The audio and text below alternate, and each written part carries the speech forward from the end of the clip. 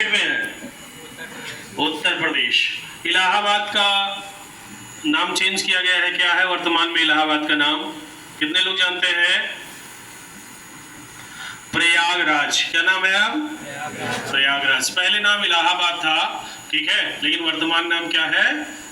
प्रयागराज है, ठीक है। तो वहीं पर 1905 में आज ही के दिन मेजर ध्यानचंद का जन्म होता है, ठीक है, जो 16 वर्ष की उम्र में ब्रिटिश भारतीय सेना में शामिल हो जाते हैं।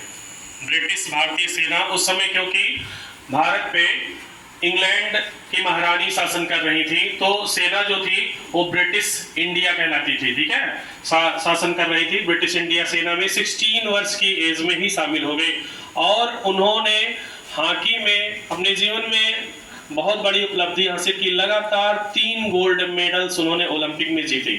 1928 यानी 1928 एम्स्टर्डम नीदरलैंड में है, वहां पर उन्होंने गोल्ड मेडल जीता।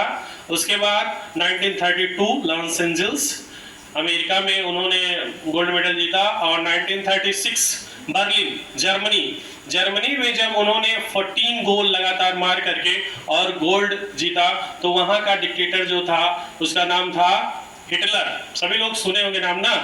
हिटलर ने उसे ऑफर दिया कि आप भारतीय सेना को छोड़ करके हमारे जर्मन सेना में शामिल हो जाइए, हम आपको उससे बड़ी पोस्ट देंगे और उससे ज्यादा आपको पैसा भी देंगे। लेकिन उन्होंने अपने देश प्रेम को देख करके उनके ऑफर को ठुकरा दिया, ठीक है।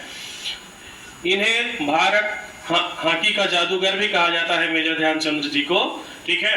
और भारत सरकार ने 2012 यानी 2012 में, ठीक है, इनके जन्म दिवस को राष्ट्रीय खेल दिवस के रूप में मनाने का निर्णय लिया।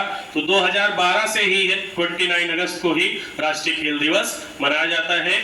इस वर्ष की जो 2025 एक नीति भारत सरकार ने चालू की है कि इंडिया खेलो, ठीक है, इंडिया खेलो एक खेल नीति शामिल की है, जिसमें 3 दिवसीय कार्यशाला का आयोजन कराने का निर्णय लिया गया है कि कम से कम 3 दिवसीय कार्यशाला का आयोजन किया जाए, ठीक है।